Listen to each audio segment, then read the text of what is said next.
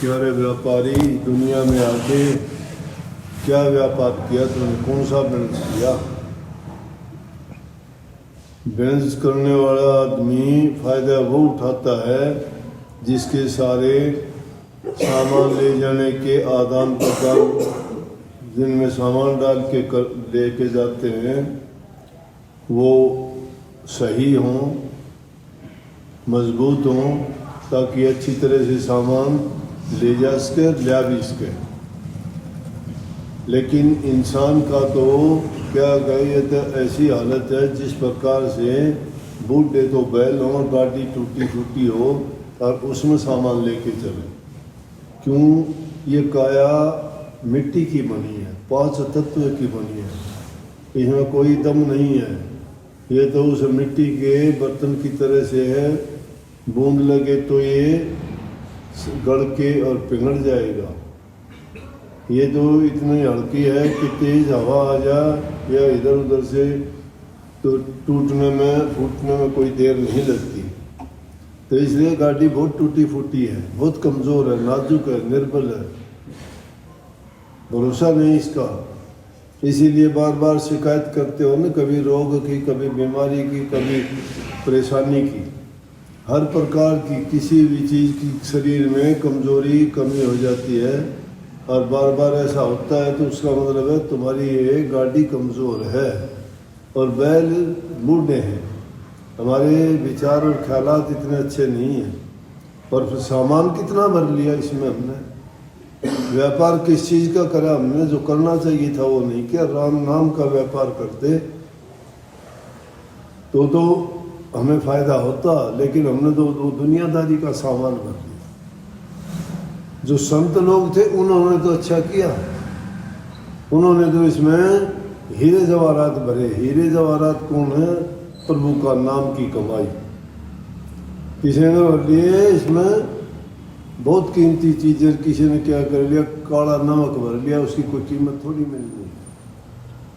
कितना है उसमें, इतना बोझ है, इतनी मेहनत करके उसको लेके आते हैं, फिर उसमें मिलता कुछ भी नहीं। इसलिए यह बात कही कि तुम्हारी जिंदगी बहुत उस कच्चे घड़े के समान है, कमज़ोर है, इसके बैल भी बूढ़े बैलों जैसे हैं। तो इससे काम तुम्हें ठीक तरीके से लेना चाहिए था। और कहाँ क्या किया कि तुम जो अपना सामान लेके चले थे वो कड़े ठगों की नगरी में आ गई। गाड़ी तुमने रोक दी। ठगों की नगरी कौन है? ये हमारे यारे प्यारे मित्र रिश्तेदार सब ठग हैं, सब ये चोर लुटेरे हैं, ये मतलब के साथी हैं। जब तक तुम किसी के काम आते हो, तुम्हारे से उनकी ख्वाहिशें पूरी होती हैं, तो तुम भले हो, अच्छे हो। और जिस दिन थोड़ी कमी आ गई उसी दिन वो साथ छोड़ दें। इसलिए अपने नहीं हुए ना, वो लूटते हैं तुम्हें अपना बना के, झूठे फरेब दिखा के। इस बात को उन्होंने ये कहा कि ठगों की नगरी में आके तुम बैठ गए, व्यापारी बन के आए थे, वहाँ बाड़ा डाल दी और तुम क्या हो गया? तू भरम की नींद में सो गया, ख्याल ही नहीं रखा, विचार ही नहीं किया कि क्या कर रहा हूँ मैं। मुड़ के नहीं देखा, ये मेरे बेटे, ये मेरे पोते, ये मेरा घर, ये मेरा धन, ये मेरी दौलत, इन चीज़ों में, ये मेरे मान, ये मेरा पद, ये मेरे बड़ाई, इन चीज़ों में फंस गया। और क्या हो गया? तो भौंदू पढ़ के सो गया, खेप लुटा दी सारी। इन भरमों में पढ़ के ऐसा सोया तो कि तेरी पूरी जिंदगी लूट ली लोगों, अपना बना के। तेरे अपने थे नहीं, वो साथ छोड़ के एकाएक चले गए, दूर चले गए। जिस तरह कई संतों ने आंधी गदी कुम्हार की बच्चे जन्मे साथ लद लद के चल दिए, गली हो लिया। गली हो ली, उसको कोई वाली वारस नहीं, उसको रोकने वाला नहीं, करने वाला नहीं, संभालने वाला नहीं। उसने जन्मे बच्चे अपने अपने काम के लिए वो निकल के उनके पीछे पीछे भागते, हम लोगों को उनकी संभाल नहीं करते। तो और क्या हुआ कि साहूकार की पूंजी ले आया, तेरे पास तो कुछ था ही नहीं। उस मालिक से ये पूंजी लेके बाहर आया था दुनिया में कि मैं आपकी भक्ति करूँगा, नाम की कमाई करूँगा, वापस जो है आपके चरणों में आ जाऊँगा। मुझे कुछ दिन की जिंदगी दो जिससे नेक कर्म करके मेरे पाप कर्मों को काट के जो पिछले जन्मों में मैंने किए हैं उनका कर्जा चुका के जिसका कर्जदार हूँ इस दुनिया में, मैं फिर आपके पास आ जाऊंगा। लेकिन क्या हुआ कि पूंजी लाके लुटा दी, उस पूंजी को भूल गए ना। जब भूल गए तो पूंजी का बटना तो उठाना चाहिए था, लाभ कहा नुकसान और कर लिया। तो अब दोबारा से जाके उस मालिक के दरबार में हाजिर हो गए और वो पूछेगा तो फिर क्या जवाब दोगे? पूंजी मांगेगा, पूंजी नहीं तुम्हारे पास, जब नहीं है तो आगे के लिए तुम्हारा जो विश्वास टूट गया। आप कितने भी गिड़गिड़ाओगे, कहोगे कि मेरा ये कर दे वो कर दे, मैं फिर जाऊँगा, मेरी भूल होगी, गलती होगी, फिर वह भूल नहीं बची। तो कबीर साहब कहते हैं कि ये तुम्हारी खोटी नीत है, तुम्हारा मन खराब है, तुम्हारे विचार गंदे हैं और तुम अपने कर्म जो माड़े कर्म किए हैं, मंदे कर्म किए हैं, उसके लिए तुम्हें यहाँ तो दुनियादारी का कानून सजा देगा। जग में राजा प्रजा डांडर आ गए यमपुर त्यारी, और आ गए यमलोक में जाके तुम्हें और दुख मिलेंगे और कष्ट मिलेंगे। कबीर साहब कहते तुम्हारी खोटी नीति का कारण है, इसलिए सौदागर व्यापारी बन के आए तो सौदा सच का करो, सच का सौदा, सच का सौदा प्रभु के नाम की भक्ति है और कुछ नहीं। ये शब्द की थोड़ी व्याख्या करके बताई मैंने, समझ में आई होगी ना। ये वाणी शब्द ऐसे ही नहीं होते, इनमें बड़े बड़े संदेश छिपे होते हैं। इनके ऊपर बोलने में कितना भी किसी चीज़ के बारे में क्यों ना बोलो, लेकिन ये सबके साथ बीतता है। उसके दरबार में किसी की कोई भी हिम्मत नहीं होती कि झूठ बोल दे, कोई किसी की सिफारिश कर दे, कोई रिश्वतखोरी का केस चला ले, चोरी कर ले, झूठ बोल, नहीं ये हुआ नहीं चल। ये दुनियादारी के काम है। यहाँ तो झूठ, छल, कपट, बेईमानी, लालच, स्वार्थ, ये चीज़ खूब खेल खेलते और इसीलिए उसके पिटते हो। मालिक क्योंकि सत्य है, वह सत्य का ही बोलबाला है और सत्य ही कामयाब होता है। इसलिए जो सत्य के मार्ग पर चलता है वही प्रभु के चरणों में जगह पाता है। सत्य पे चलो, पाखंडवाद पे नहीं, झूठ पे नहीं, कपट पे नहीं। सत्य की परीक्षा होती है, सत्य को कष्ट उठाने पड़ेंगे, सत्य के रास्ते पर चलने वाले के लिए अनेकों बाधाएं आएंगी। घर के आदमी बाधक बन जाएंगे, तुम्हारे मित्र प्यारे जिनको कहते हो वो बाधक बन जाएंगे, तुम्हारी संतान ऐसे ऐसे काम करके तुम्हारे रास्ते में बाधा पैदा कर देगी। तुम्हारे मिलने वाले जिनके लिए तुम सब कुछ करते हो वही तुम्हारे लिए तुम्हारे दुश्मन बन के खड़े होंगे। इतनी परेशानी और रुकावट इस रास्ते में इसलिए भटका देते हैं। लेकिन जो उस रास्ते से भटकता नहीं है, संतों ने कोई जुल्म नहीं किया किसी ने भी, लेकिन उनके साथ में कितने परेशानी उनके लिए आई। कबीर साहब, दादू साहब, पलटू साहब, नानक साहब, कोई जेल में, किसी के हाथ काट दिए गए, किसी को कोई कष्ट दिया गया, किसी को कोई दिया गया, एक भी सुखी क्यों? उनका के कोई कसूर थोड़ा था, लेकिन वो भक्ति के रास्ते में बाधाएं इस तरह से अड़चन आती है। दुष्ट आदमी कहीं भी जालो दुष्टता करेगा, और जो संतों के पास भी आके अपने दुष्ट विचार नहीं छोड़ता है तो उसका सुधार कभी हो नहीं सकता।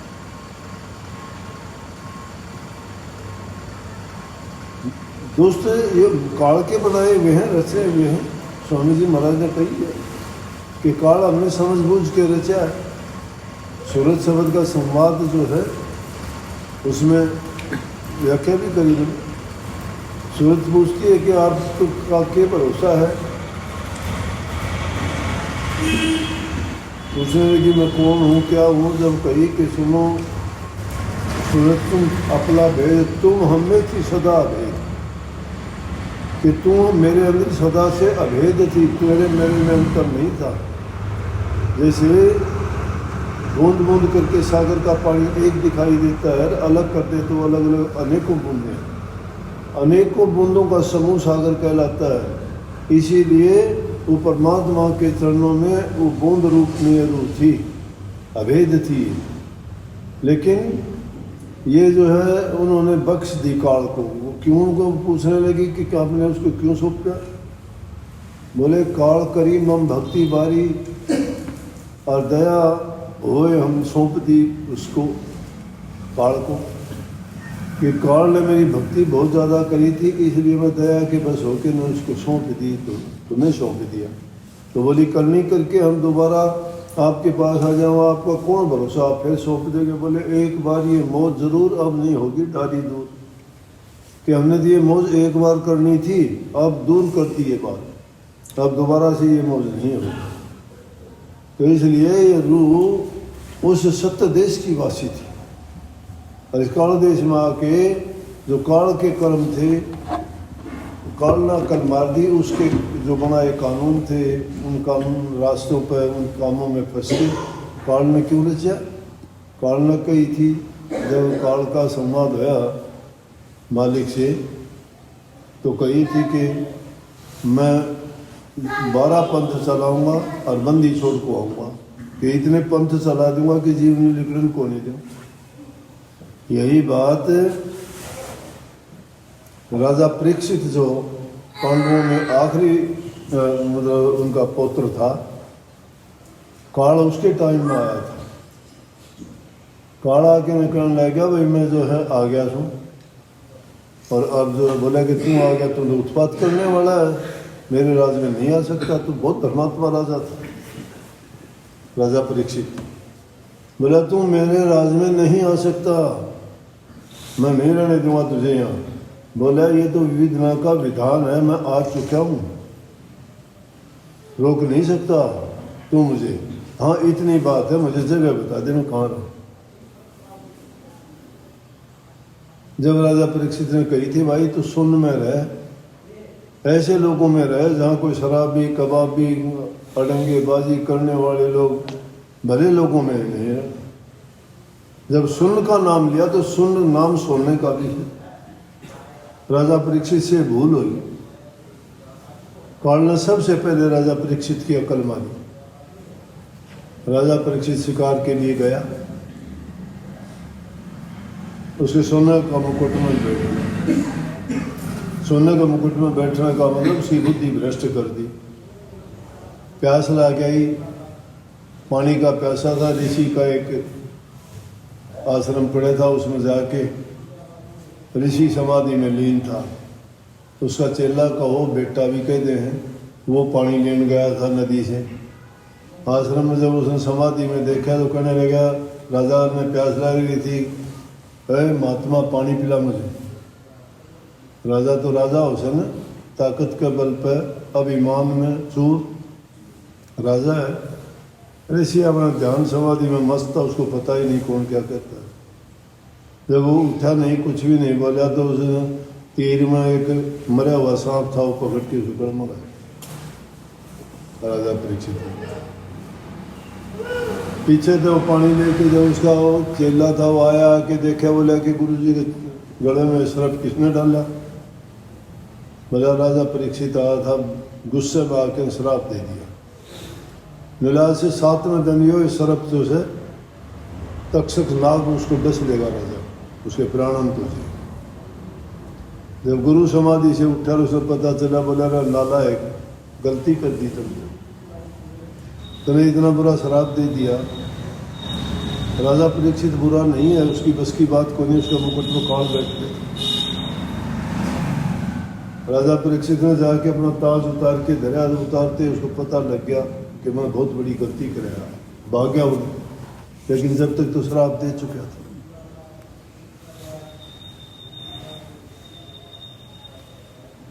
तो उसके ज़माने में वो काल आया था। जब काल उड़ाने लग गया तो उससे पहले इसने सत्य पुरुष से इसका संवाद होया था कि मैं 12 पंथ चलाऊंगा, जीव क्यों करने वाला लिखन को नहीं दूँ इस देश से।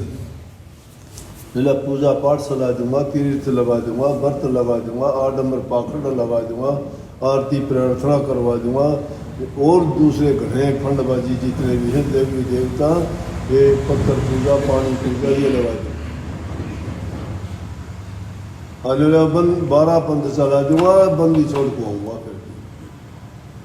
फिर कि पाखंड के काम करूँगा और फिर भी नहीं कहूँगा कि भाई हाँ इन तहत हम पार फिर जाओगे, बंदी छोड़ कि ये बताई बंद छूट जाएगी। तो ये बड़ी ये ऐतिहासिक बात है, ये तो खैर राजा परीक्षित वाली तो, लेकिन संतों ने भी इस बात को गाया है कि हाँ काल जब आया तो ईब नहीं देख देखे जड़े भी शराब पीवेंगे, अड़ंगेबाजी करेंगे, जुआ खेलेंगे, उड़े जूत बाजेगा, जूत काल बजवाओ। और जब घरा में जूत बाजना शुरू हो जाओ तो भी सोच लो काल से। आश्रम मंदिर मस्जिदों में जब जूत बाजना शुरू हो जाओ तो भी सोच लो काल ने प्रवेश कर लिया। जब सत्संगियों में भी उनके खोटे मंदे विचार हो जाओ तो सोच लो काल का रूप से। जब कोई निंदा करता है, चुगली करता है, बुराई करता है, चोरी करता है, झूठ चढ़ कपट बेईमानी करता है, सत्संगियों की निंदा करता है, गुरु की निंदा करता है, वो समझो कि काल का रूप है। वो काल ने बिठा रखा है कि तेरा काम ये हो, तू यूँ काम कर, तो इनमें घुसपैठ करके मैंने लिख रखा है।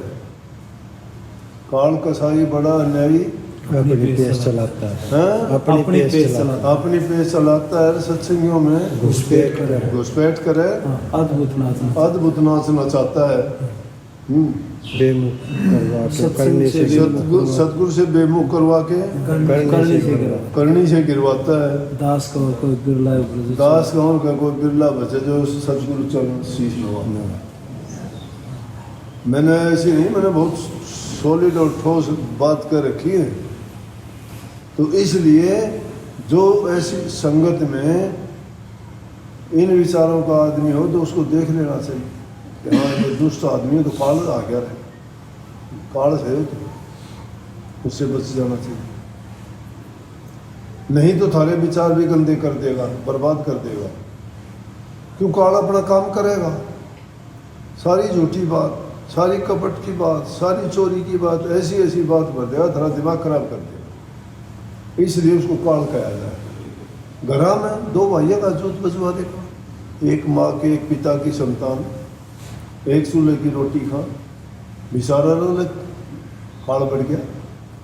और जिस घर में प्यार प्रेम से काल बढ़ रहेगा, एक बड़े संयुक्त परिवार अपने हिंदुस्तान की खूबी रही है, सुंदरता है हमारे देश की। मिल के बैठना, हमने ऐसे ऐसे परिवार देखे कि परिवार में 100 आदमी एक छत के नीचे रहे और एक बूढ़े बुजुर्ग का गड़ा बना। तो पुराने जमाने की बात से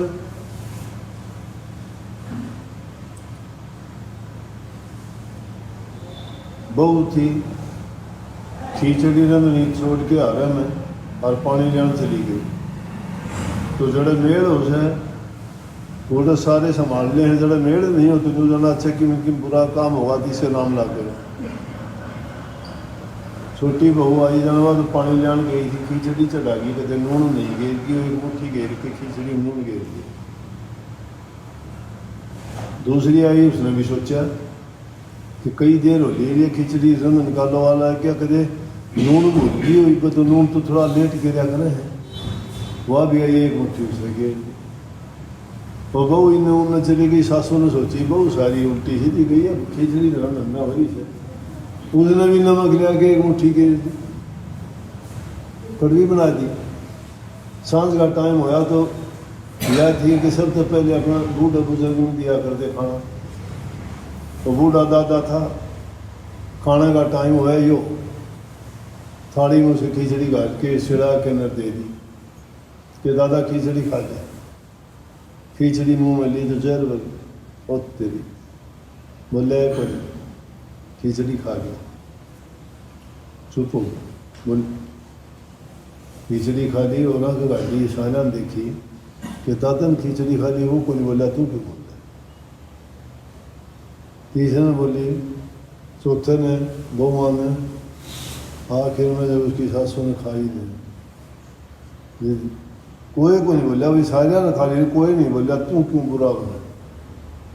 बढ़ रहा काल घर में वो काल चलता पौड़ी में बोलिया बूढ़ा ने बाबा राम राम के बात भाई बोला जी काल सूंगा मेरा खैर बोला आया तो था कोई दिन डटन खातिर, फिर बोला डट के बात होगी बोला है वो हम डटन दो थे तो हमने बोला आधा किलो नमक हजम करके मेरी वो कड़ा पैर पड़ा है।